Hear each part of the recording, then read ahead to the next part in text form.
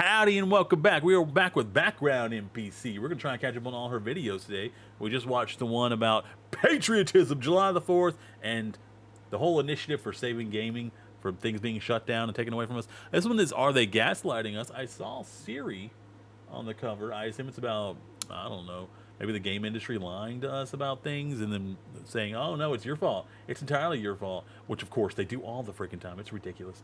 Let's hop right into this. We love her. Look at how freaking cute she is. How do you not love this woman? She has great takes, absolutely based, super cutie. Perfect all around. 10-10. The blanket back out for this one because I need to Oh, talk it's a about blanket? I thought that was like a really soft looking sweater. I guess it's kind of the same thing if you're just getting cozy. something that's kind of been bothering me. A few weeks ago, I was watching the Witcher 4 tech demo. I at did the not watch that. 2025 I meant to watch that, but it kind of escaped me for so long that I was just like, never mind. State of Unreal. Genuinely excited about what I was seeing. And of course, one of the first things that I realized is that Siri looked incredible. I immediately noticed a difference in her design. Yeah, this, I'm guessing, this is probably pre-rendered. Hold on. Oh, yeah, here it is, right down here. It's a representation, not actual gameplay. Nailed it. Right here. It says right here. And I remember There was no thinking, way this was gameplay. It does not look like this, and it's not going to look like this when the game comes out. oh wow, they actually listened to fan feedback and refined her design. That's a little bit surprising. Then, not even a few hours later, CD Projekt Red tells press that they hadn't changed her, besides two very minor adjustments. Oh, a spokesperson for CD Projekt Red told Kotaku, why would you tell them anything, that only two changes were made to Siri in the new trailer, one of which was already been changed again. It's the same character model used in the 2024 trailer. They said Siri's face is a direct copy of the Witcher 3 model. Wow. Okay. You just took the Witcher 3. I got it. Okay. Adapted to work with the latest metahuman technology. I hate that word. Why does it say metahuman? I don't like that. Two subtle changes were made to improve animation quality, slightly raised eyebrows. Okay, I don't care about eyebrows. And a more relaxed eye area. I do like relaxed eyes, though. I'm trying to do relaxed eyes. It's not working. Okay, I can't do it.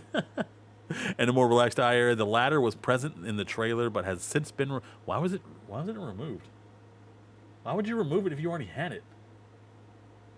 And basically that what I was seeing with my own eyes wasn't actually what I was seeing. You know that feeling when someone says or does something right in front of you, and then when you point it out, they look you in the eye and they tell you that it never happened? No. Yeah. Because that would be absolutely ridiculous, and I don't surround myself with people who do that. Yeah, that's kind of what it feels like being a gamer in 2025. I think we're all being gaslit pretty hard at this point. The state of the industry as a whole has gotten more and more questionable over the years, but lately it seems like it's all been coming to a head, and over again, I've recognized the pattern of being told that what we're seeing, feeling, and experiencing is actually not the case. Yeah, that is absolutely gaslighting, and you should not trust anyone who does that to you. If you're feeling something, then that's what you're feeling. If somebody tells you you're not feeling that, they are liars. Is kind of an important You should not be thing, around and those it people. matters to me because there used to be a time when you could generally trust what the industry professionals were telling you. When a studio said they hadn't changed something, they hadn't changed it. When they explained why a game Lie. Absolute lie. underperformed, Never trust the game company unless it's one of the, like, trust... Like, if From Software tells you something, it's probably true. But if anybody else, very few people I would believe. their reasoning typically aligned with what players were actually experiencing. And when companies talked about their design choices, their explanations felt genuine and transparent. But somewhere along the way, that started to change. Now, I find myself constantly second-guessing official statements and cross-referencing a studio's or journalist claims with what I can see with my own eyes. And I'm always wondering if there's some other angle or narrative Yeah, it's a shame because this looks gorgeous. Unfortunately, this is not what the game will look like. They said it at the bottom of the screen, not actual footage. being pushed. The erosion of that basic trust between the gaming industry and us, their audience, that's what really bothers me. Because when you don't have that basic foundation, when you feel like you can't trust the people making the games, Which to you be can't, honest most of the about time. the games they're making, everything else starts to crumble. So today we're gonna talk about some recent examples of industry gaslighting because I fear like her the feeling eyebrows. of I think I'm going crazy has finally caught up with me.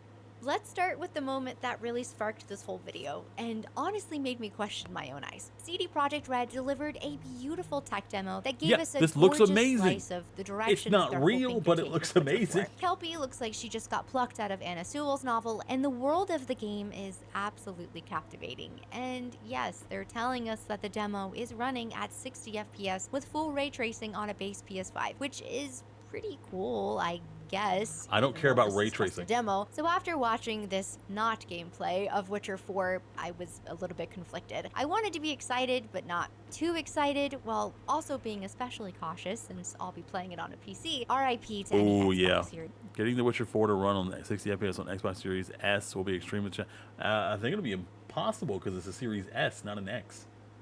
Can it not do 60, right? Isn't that what, like, the whole thing with the S? S users. But then I saw Ciri and my heart just lifted. I was genuinely kind of in awe of how beautiful she looked. She felt like the Ciri I remembered, the one I'd fallen in love with in Witcher 3, and I thought, wow, they obviously listened to fans on this, and honestly, I was really grateful and impressed. I thought it was such a smart move to make changes and improve her Yeah, it design. was. Just have her be more in line with the old look and feel from the previous game. I mean, Although ultimately, if her I am character is very sorry good, to it really will not matter. Also wanted to play as a MILF, but they made her more feminine and young. What?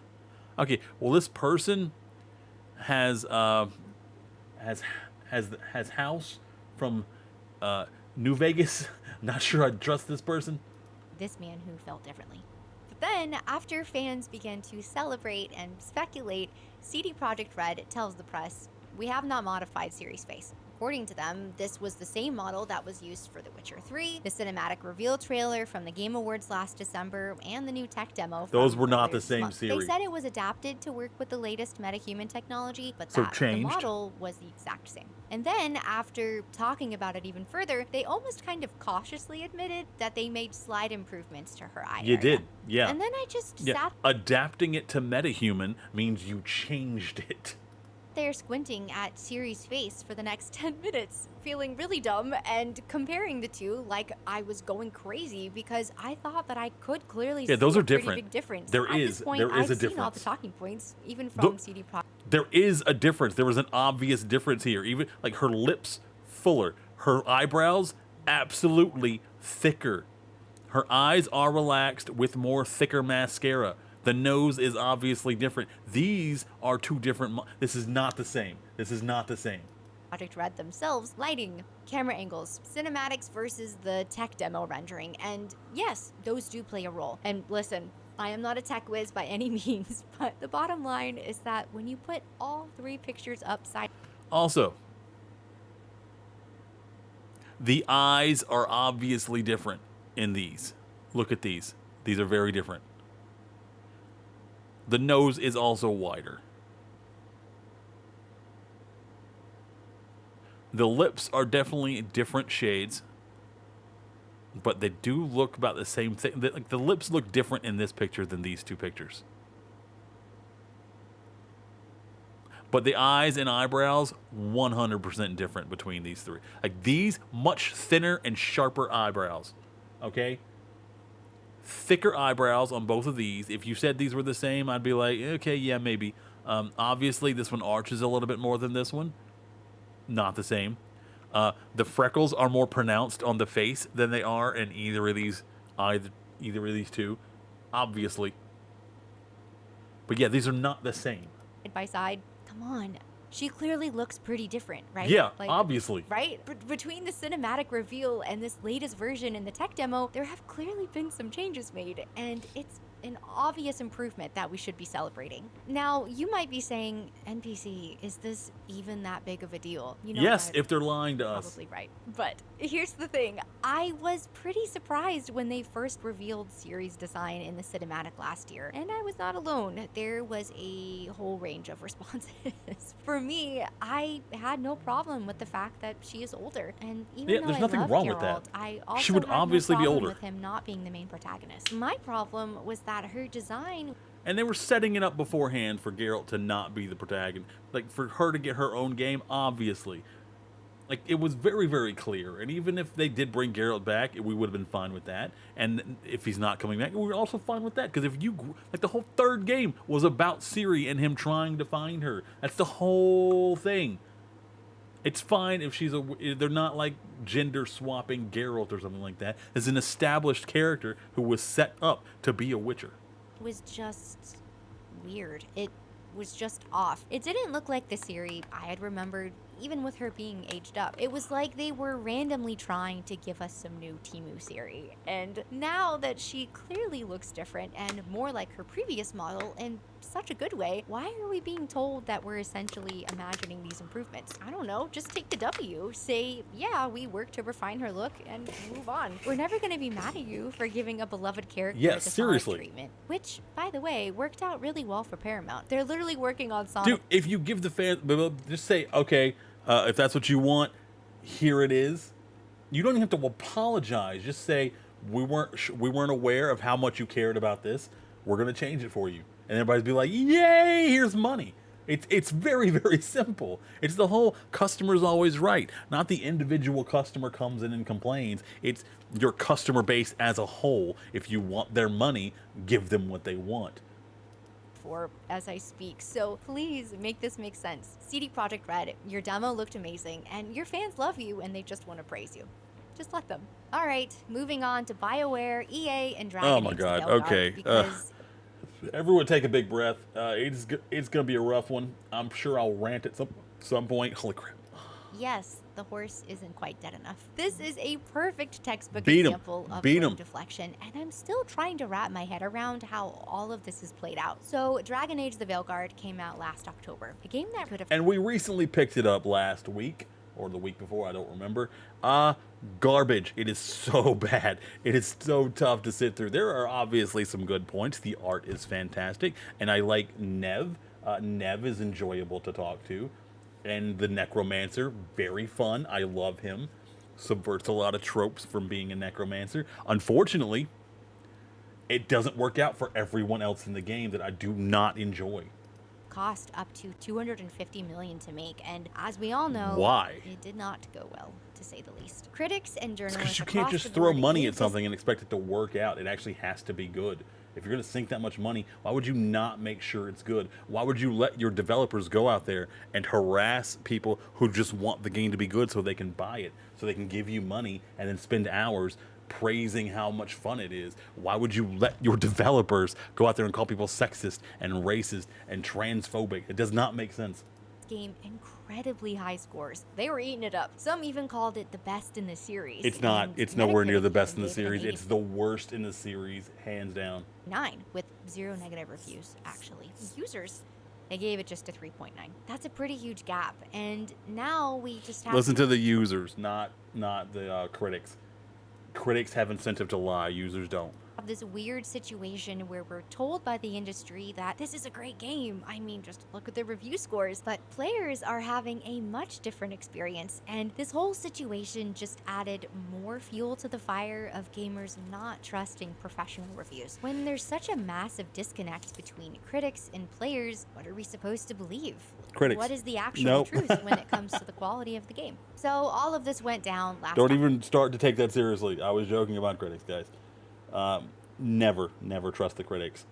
They will not tell you the truth. It's in their best interest to lie to you. October, and it seems like it had pretty much fallen to the wayside, a memory that everyone was just trying to forget until, for whatever reason, multiple reports and Report sheds new light on Dragon Age The Veilguard's development turmoil. Reveals dialogue rewrites sparked by Forspoken's failure. Well, yes, because Forspoken sucked.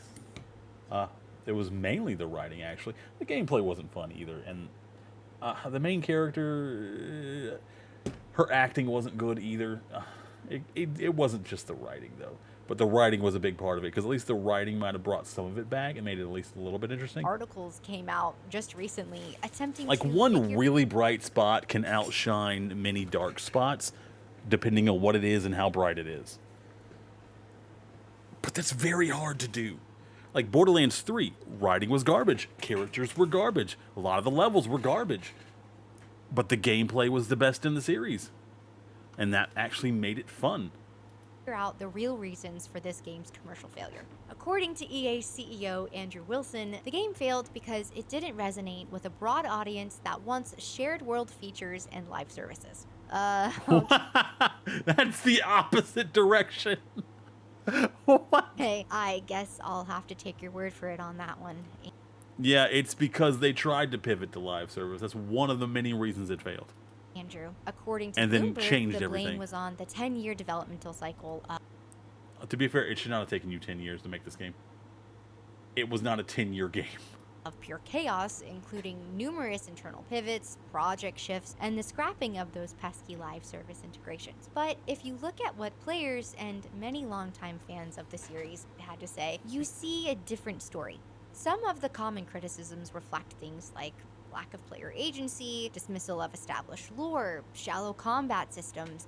Yeah, the RPG aspect is garbage. Also, the character creation, so bad.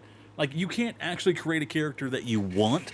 You can create some ugly characters, and that's very, very important. But you also can't create the proportions that you want for males or females. You can basically just have the one thing in very, very, very minuscule differences. It's so awful. You cannot believe it. The hair is fantastic, though. The hair physics, mwah, peak. Love them. Unlikable characters, weak storytelling. Very unlikable. And yes, poorly Incredibly written weak. dialogue that felt very preachy and awkward. And you can't be mean. Even the meanest, snarkiest option is still just bland and boring. And that's very, very unusual for a Dragon Age game. It did not feel like a Dragon Age game. It felt like they just put some stickers on it and called it Dragon Age. So many Dragon Age fans have said that it just did not feel like a true Dragon Age It's game. not. And It's this not a Dragon Age misfire game. on EA's part directly led to them falling short of their 3 million player target by about 50%, after it was reported that Ugh. only 1.5 million players engaged with the game. Layoffs followed, and Engaged, not played. Engaged. Just very, very important. Engaged is not the word played. EA's been trying really hard for the last 8 months to place the blame somewhere, but instead of listening to legitimate player criticisms or looking at the past 10 years of corporate meddling, their response was to essentially blame the gamers.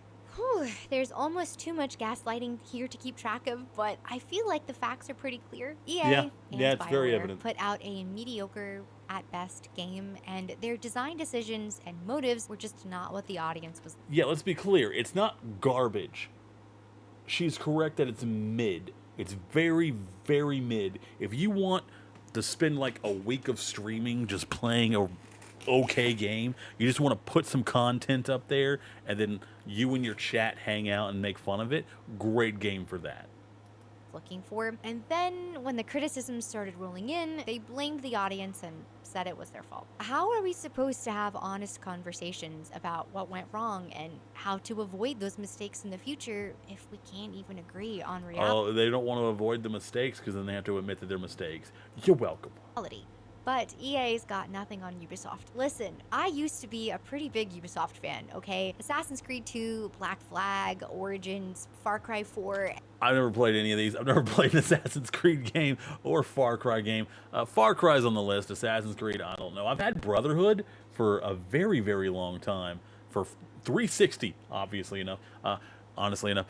Xbox 360, I've had Brotherhood for a long time because my friend, I don't know why. He said he didn't like it, but he also heard I'd never played an Assassin's Creed game and gave it to me and said, "Here, you play this." And I said, "No, but I'll think about it." And then he just never took the game back. So I still have it over there on my shelf, the Xbox shelf. Never played it. I don't know if I'm ever going to play it, but if I did, it'd be on console, probably not PC. I don't know how my PC would handle those games. It's not a great PC.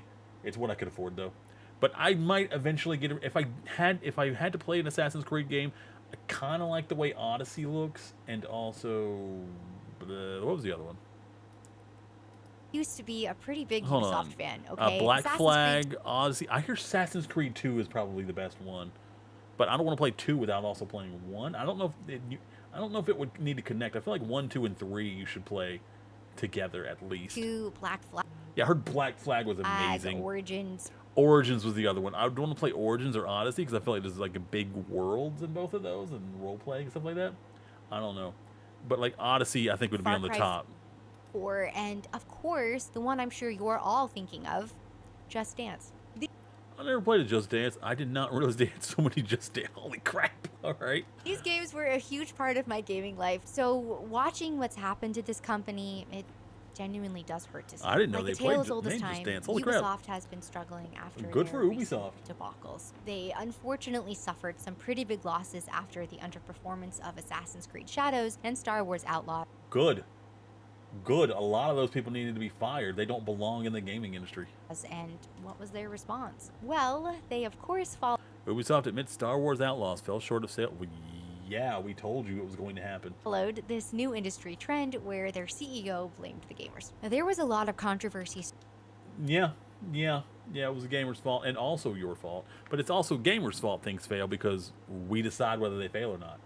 And you should have just given us what we wanted. I mean, there's tons of, like, I wouldn't have played it. I wouldn't have played Shadows because I don't care about Assassin's Creed. But there were so many people out there who have, like, every Assassin's Creed fan has wanted an Assassin's Creed in Japan. It was the top choice for an Assassin's Creed game. And even Ubisoft themselves said, you don't want that. They went very, very Blizzard with it and said, you don't want that. You think you'll want that, but you don't want that. And then they realized how much money they've been losing on their games, and they thought, maybe they do want that. We should get that. Guys, this is what we're going to give to you. You're going to love it. And the fans are just like, yeah, we told you we're going to love it. And Ubisoft says, no, this is our idea.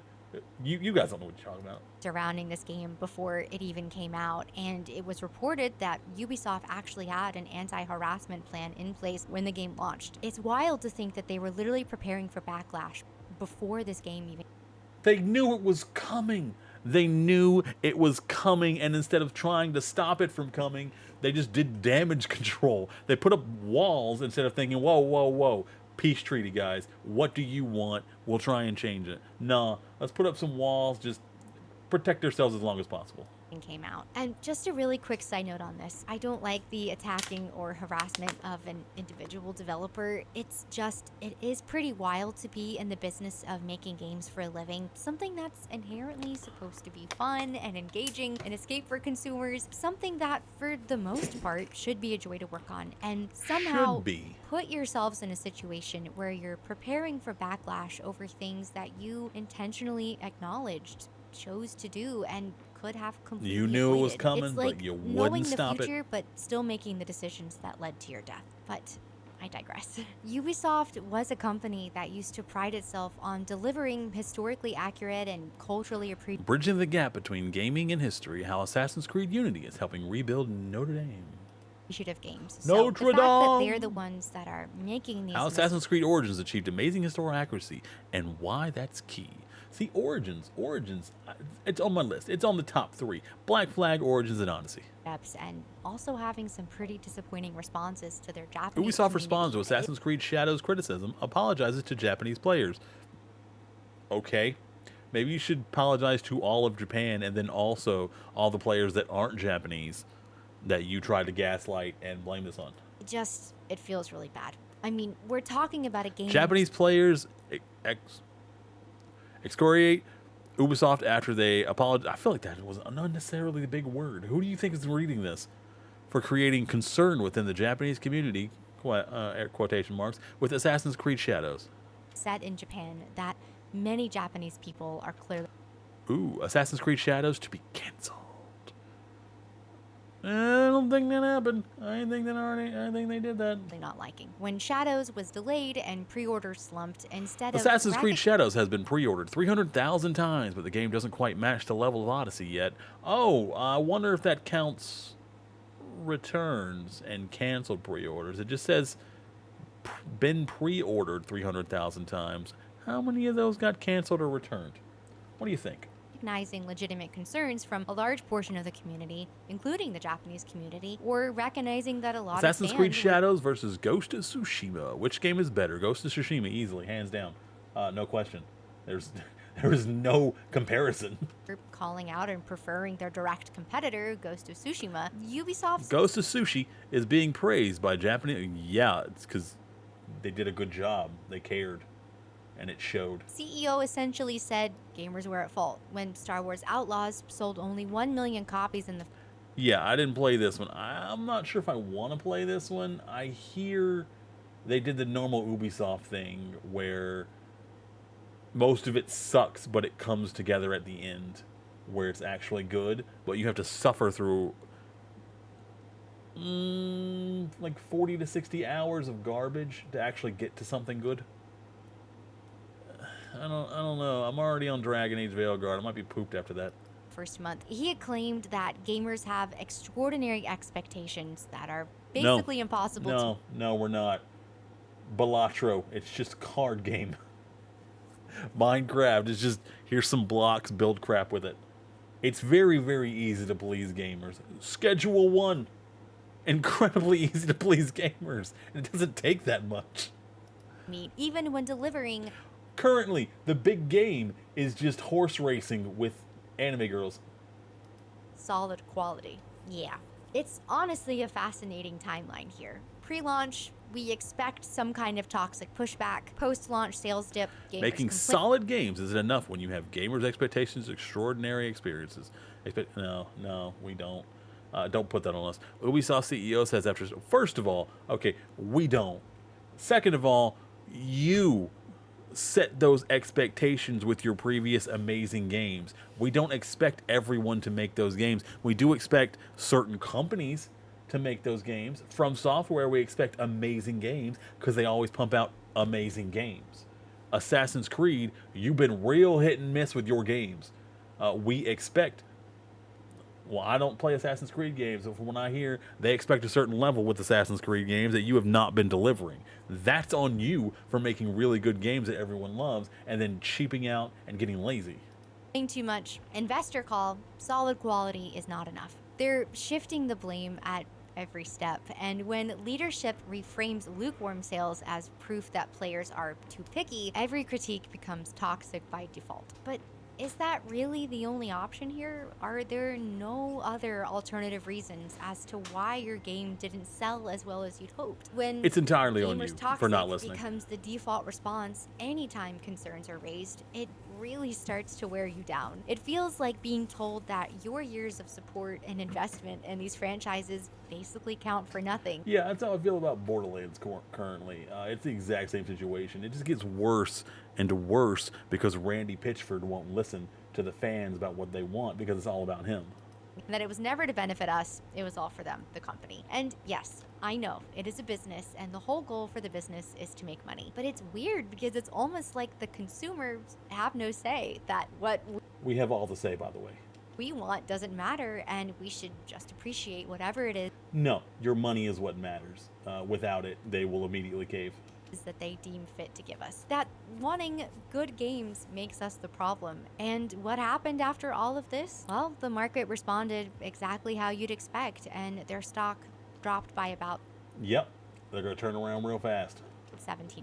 I've never been an EA girl, but for Ubisoft in particular, this cuts even deeper than just normal bad business practices, because just like with my emotions with Nintendo, when you support a company for years and have so many good memories of playing, I'm glad I have not supported them. I feel like there's a couple games they've had their names on that I've supported, but I honestly couldn't tell you because it does not matter. They didn't make enough of it for it to matter to me. their games, recommending them to friends, watching them repeatedly just turn around and blame you, their fan, for their failures feels like such a betrayal. This brings me to something I'd like to call the indie reality check. We're seeing massive AAA titles flounder all around us, and yet somehow we're also watching indies and indie-like titles completely blow up and Oh, and deserved too. I love that indie people are getting their day in the sun. They're making lots of money, getting lots of attention on them for making just simple, fun games. It's making space in the industry by killing off these bigger companies like Ubisoft so that people who care about games can come in and maybe become the next bigger company. Preferably not too big. You don't want them to lose touch with reality. Otherwise, they're going to start making the same mistakes. experience huge success. The AAA studios have their ideas for why titles are failing, but when you look at the other side of the coin, Which is weird that they have their ideas and not listening to the people who spend the money and saying, "Oh, those aren't ideas. That's actually what's happening." games that are actually winning, it tells a completely different story. And honestly, this gives me hope because it proves that the problem isn't with gamers, it's with the approach. And Obviously. nobody said this better than Sven Vinke from Larian Here at comes the our boy. Here comes our boy Sven. Let's go. Okay, right, pay attention. Game Awards in 2023. Studio made their game because they wanted to make a game that they wanted to play themselves. They understood Love this the man. value I of love this respect. man. That if they treated their developers and players well, those same developers and players would forgive them when things didn't go as planned. What are you talking about there? But above all, they cared about their game because they loved games. Yeah. It's really that simple. Shocker. Shocker, it could be that simple.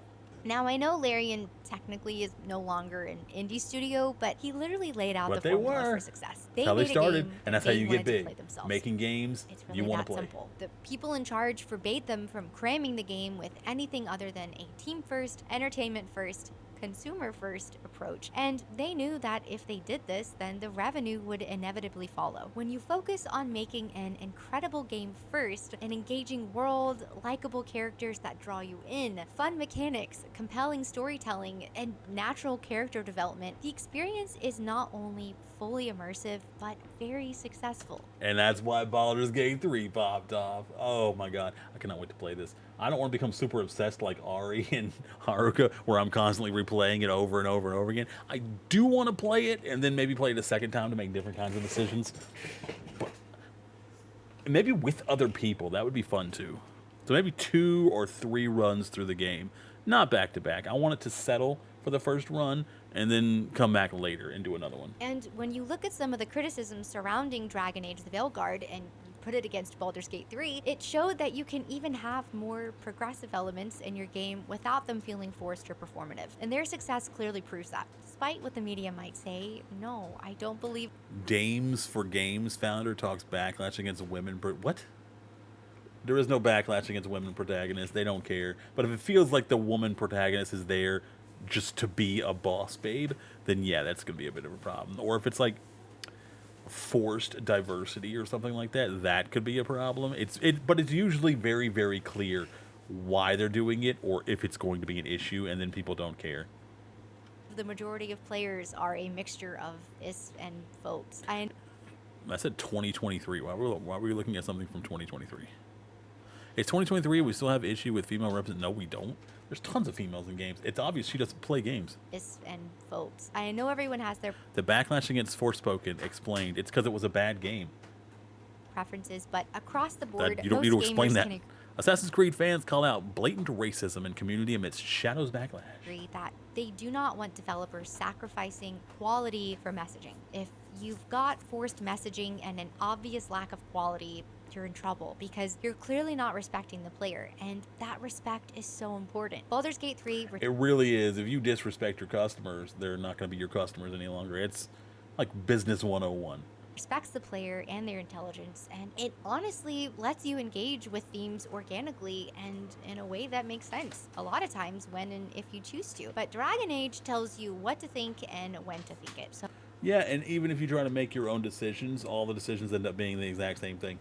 So while AAA companies are telling us that microtransactions, live service elements, and $80 price tags are required, Sven and his team proved that the exact opposite approach works much, much better. Speaking of $80 price tags, allow me to follow up on my Oh, Lord. We're going back to Nintendo. Nintendo video for just a minute. Nintendo launched the Switch 2 with marketing about how they fixed Nintendo Switch 2 versus Switch 1, every feature compared. It's barely better. And now Switch 1 price is going up too. And also, they can brick your Switch 2 at any moment. Neat. And I don't know how, but somehow they can't unbrick it. They don't even have the power to overwrite their own bricking your system. So it's just bricked forever. How does that work? How do you not have control over the thing you did?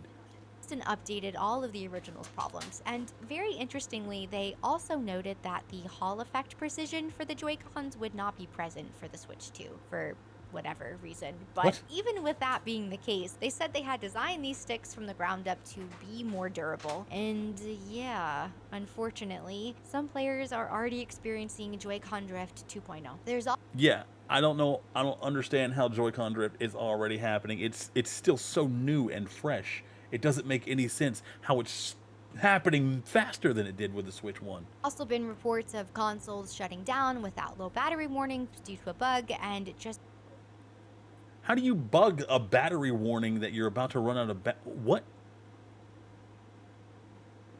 Like, you had that solved in the previous system. That's the exact same thing. How is there a bug? general poorer battery life than anticipated. And Nintendo has quietly posted hidden recovery mode fixes and released information on how to patch these issues. Now, Why are you posting that quietly? I know you don't want people to know you did it, but you also want people to know how to fix it, right? Right?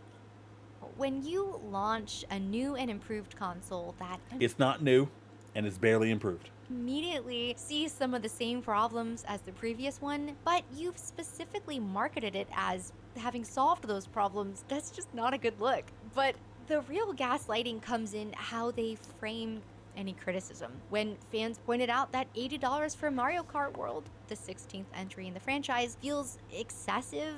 It is excessive. It's the same game. It's the exact same game, only with features people don't care about. Like, open world is fine, but that's going to wear off real fast when you realize you're not there to play open world. You're there to race other people.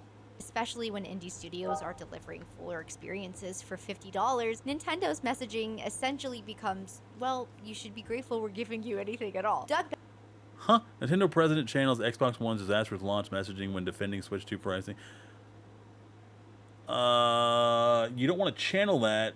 Everyone hated that, and they had to go back on that for a reason. Bowser literally told consumers who couldn't afford a Switch 2 to just buy the original Switch instead. That's now being raised in price. Well, Mr. Bowser, given some of these early hardware issues, you might have helped some people dodge a bullet. Oh, and speaking of Switch 2 demand, someone was apparently so frustrated that they couldn't get one that they hijacked a Nintendo truck and stole over $1.4 million worth of consoles. Don't do that. That's against the law. You should not be stealing stuff from people, but also, I don't feel bad, on a side note. Which, honestly, I don't know. That just feels like the most Nintendo thing to happen during a console launch. But let's get back on track and talk about some legitimate indie studios who are truly becoming the David to these AAA Goliaths. Sandfall Interactive and Clair Obscur should continue to get all the praise. You might not... Yeah, that's probably going to win Game of the Year this year. Expedition 33 has been so well received by everybody. I haven't heard anyone say anything negative about it, although I don't know what the critics are saying because no one cares about their opinion. Not know this, but they only have 34 core developers working on the game. Yes, the media has begun to try and honestly completely diminish this by making sure to clarify that Sandfall had many other teams who contributed to the success of the game, the Wow, same how as any petty. other studio, but the facts are still the facts. They only had 34 game developers. We've also seen If that's not the point, why did you put that first in the article? That's very disingenuous of you, isn't it? other indies like Citizen Sleeper, 1000 Resist, and Another Crab's Treasure I didn't hitting hear those 1 first two, but I did hear this one. A lot of people really enjoyed playing that. It's not really my thing, though. million in sales with full teams smaller than most AAA marketing departments. Pizza Tower, made by a super small team, has sold over 1 million copies. Good for them. It looked like a really fun game. Hades was made by Supergiant Oh my God, people who love Hades, they obsessively love Hades, and good for them for having something that they can obsess over and brings them so much joy. That looks like an Onyx and a Steelix. with a team of around 20 and became a cultural phenomenon. Celeste, the beloved platform, I hear this is about dealing with depression, I think, but also it's a really good platformer, right? Well, 2D platformer. that tackled heavy themes, was made by just 7 people. And Gris, the beautiful exploration of I feel like I've heard of this, but I haven't heard anything about this yet. grief and loss, was made by less than 20 people. And has sold over 3 million copies at this point. Oh, dang, good for those 7 people. Holy crap. These aren't flukes. They're proof that quality has nothing to do with the size of the team. And Yeah. another great thing about these teams that are pushing boundaries and crafting unique and engaging stories is that, for the most part, indies don't blame audiences when something flops. They don't call their critics toxic, they just focus on making the best games possible. Games that they themselves would love to play. The indie reality check shows us that when Yeah, developers it's almost like focus they have accountability. I wonder what that's like, Ubisoft. on passion over profit, respect their audience, and prioritize game quality over corporate mandates or checkboxes, success can and hopefully will follow. It shows us that It usually does. It doesn't always. Sometimes you're just not good at making the game, and it's not entirely your like. It's not because you didn't try or you didn't have good intentions or because you didn't check the boxes. It's just because sometimes your idea wasn't what the customers wanted at the time. Like it could pop off later in life, whenever like that's the big thing or that's what people are looking for, but that's not necessarily what they wanted now, and that's just bad luck. It's bad timing. it's not about the size of your team or your budget, it's about your heart and your honesty. Which brings me to one of the most frustrating examples of Oh, industry Lord. gaslighting, the weaponization of the toxic gamer label. And this was brought to the forefront again pretty recently with the release of Stellar Blade on We're getting into gooning, okay? PC. Like its initial launch, the PC release has been a massive success. Within the first Well, of course it is. I hear it's a really fun game and hot female lead. It definitely helps. week, it sold over 1.1 million copies on Steam, and it's now sold over 3 million copies across all platforms. But Good for them. Good for them. The gaming industry needed this. unfortunately, many of our beloved media were not super happy with the protagonist in this game. One journalist even Notice it's not about the game. It's not what they're complaining about. It's not about the game not being fun or good. They're complaining about the woman. Apparently, they hate women. That's unfortunate. That's sad. called Eve a doll sexualized by someone who had never seen a woman. They Okay, IGN hates women. No, write that down. Take a note. ended up having to issue a full apology after it was said that Eve's IGN offers official apology after French branch insults Stellar Blade director for choosing to create attractive female protagonists. Huh. Good for them for apologizing for hating women. design was actually scanned directly from a Korean model. And Yeah, they said it's unrealistic, but it actually looks like the lady they were scanning her from. They've shown her. She's made videos and stuff. That's what she looks like. It's a real person. then, of course, other articles implied that the game's success was just because Eve only catered to the male gaze. Players, That's not true. including women, There's tons of women who like gazing at her. clearly connected with this character and game, but somehow appreciating the character design became a moral failing. Here's where the gaslighting gets obvious. When games like Outlaws and Forspoken underperform, and when some fans express disappointment about not seeing the return of beloved protagonists like Jin Sakai or Geralt, it's Okay, Ghost of Yotai. It's not. We don't know that they switched the lead to a female for woke reasons. That's why we haven't heard a lot of negative things from gamers about it. Because they made Ghost of Tsushima an amazing game everyone loved. So there's no reason not to believe that they're making this also an amazing game. They just happened to make this one a woman because the last one was a man and maybe they wanted to go a different way. But I have not heard gamers complain about it being a woman. I have heard people complain about the voice actress for being kind of a grifter at this point. She's very much down the feminist Sweet Baby Inc. aisle. If you know who they are, she does drift that way in her posts a fair amount. So we're not excited about that, but she may have nothing to do with the actual production and writing of this game. So people are trying to give it a chance. because gamers are sexist and they can't handle female leads. But then we get a very female-focused game with female characters and a very prominent female lead, and it's super successful. I don't know. Huh, interesting. Weird how that works. We don't have female leads, but we also do have female leads, and they're a problem. Kinda sounds like journalists hate women.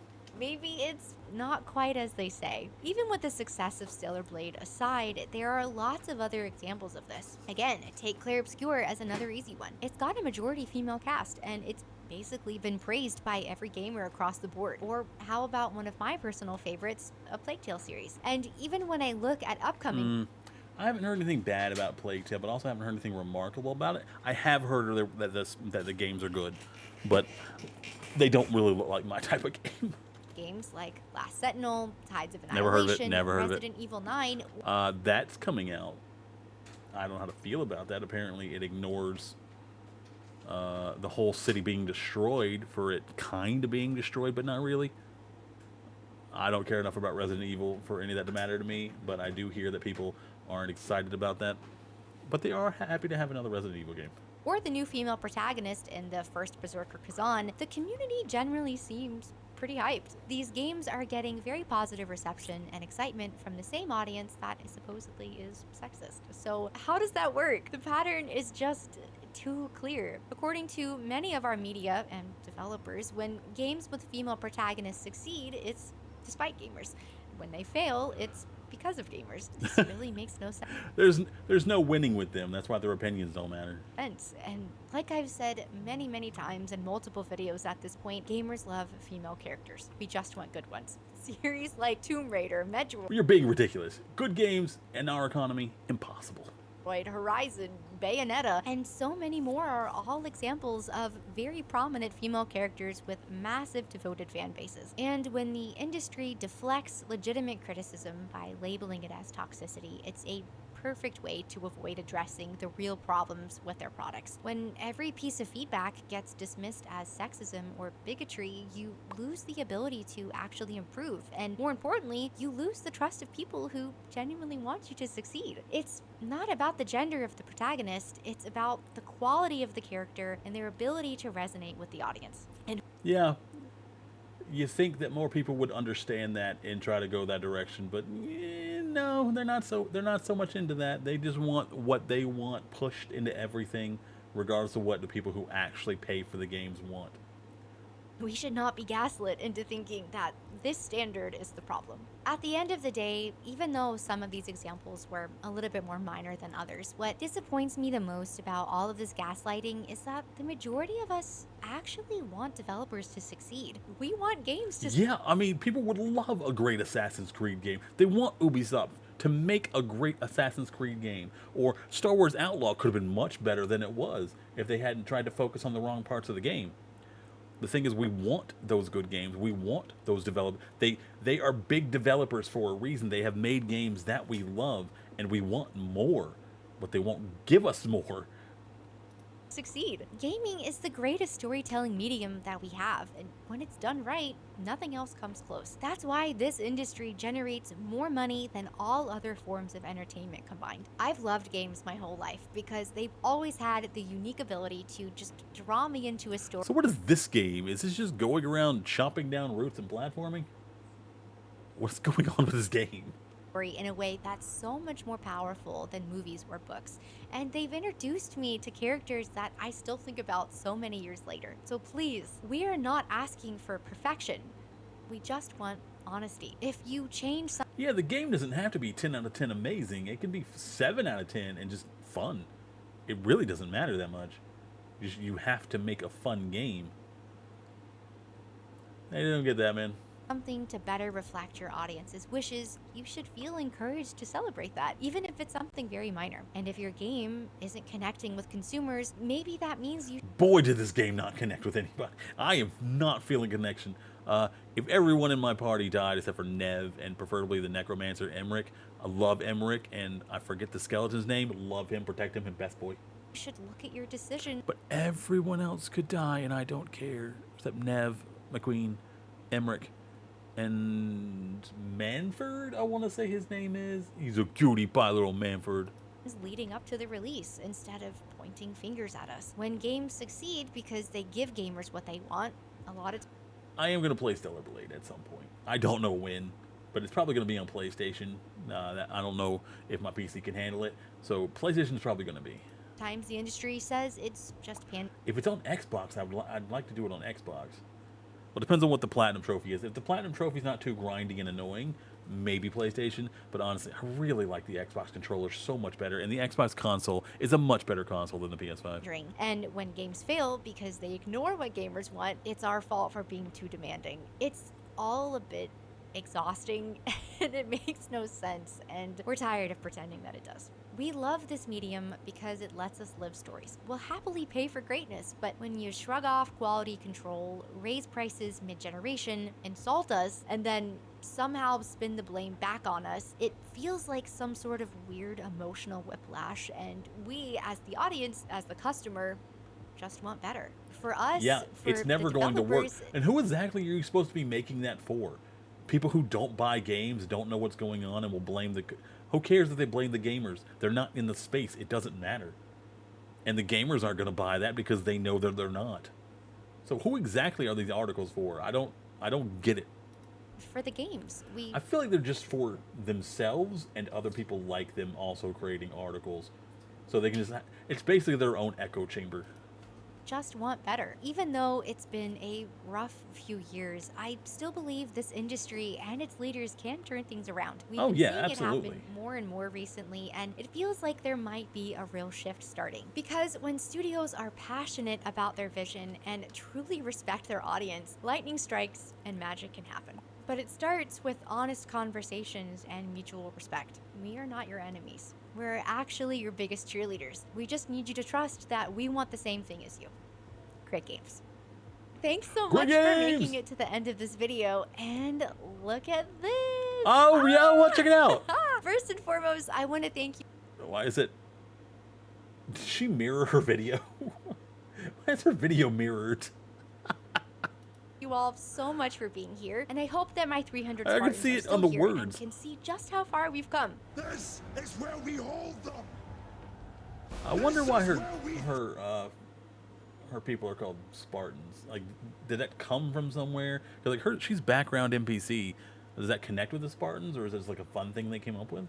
Fight! We've got an army of almost Look at this. 160,000 These words are strong mirrored. now. This channel really is dedicated to the hope that we can just get back to the real heart of games, that player joy can be brought back to the forefront, and we can all start to really love this medium again. So I'd love to hear your thoughts about all of this. Has the industry been gaslighting you too, or are you wise beyond It years? gaslights all Either the way, gamers. the It's- more we call out this kind of behavior, the harder it becomes for them to get away with it. That's true, and especially calling it out with your wallet, because they can't ignore that. Thank you again for being here, and I'll see you in the next one. Bye. Absolutely delightful. If you loved her, give her a like and sub. That's background NPC. Blah blah blah blah blah. 196,000 from a day 9 days ago. 169,000 subscriber. 69. Nice. Nice. Good for you. Good for you. NBC has some dialogue. New dialogue. The industry has really gotten so mainstream that it's yep. EA blaming gamers for Dragon Age failures. Like Dragon Age Veilguard last week, and it has been rough. I knew I would suffer for Twitch follower push, but it's a ton of fun to make fun of along the way. It's about the journey. Thanks for a great vid to react to, and I promise I doubled the vid length. Doubled the vid, like ranting. Yeah, here we go. You know, we might go ahead and post this one today. It'll just be fun. Plus, you know, you don't want to get too far away from the original video. So that was background NPC. I don't think I've heard anything out of her that I've disagreed with yet. She's pretty daggum based. And she is completely right about the gaslighting. It's gotten ridiculous over the years. Like, they started off with it, and it used to be effective whenever it was, like, less people doing it, but the more they do it, the more watered down it becomes, and the less it matters. It's like the whole thing about calling people like Nazis these days. It doesn't matter if you call somebody a Nazi these days, because everyone's a Nazi that doesn't agree with you. It's not a big deal. So give her a like. I almost forgot to give her a like. Shame on me. Bad snowman. Bad snowman. So Background NPC, definitely give her a sub. You know you're gonna love her. We all love her. Everyone loves her. Shout out to Asmongold for helping her grow her channel with reacting to her video. And honestly, that was a great reaction. Watching him watch her, his gristliness and let's call him crunchy versus her soft and pleasant. The dichotomy was insane. It was amazing. So check her out if you like her. Check me out, twitch.tv/implaythejolly if you like me. Leave a comment down below. What's the biggest gaslighting you've seen in gaming? What game was ruined for you by the company just lying too much? Are you going to trust people like BioWare again? Is there any way they can come back? What do you think? I'd love to hear your opinion. Till then, stay safe, stay hydrated, take care of yourselves, and take care of somebody else. Love and nachos, babies. Mwah.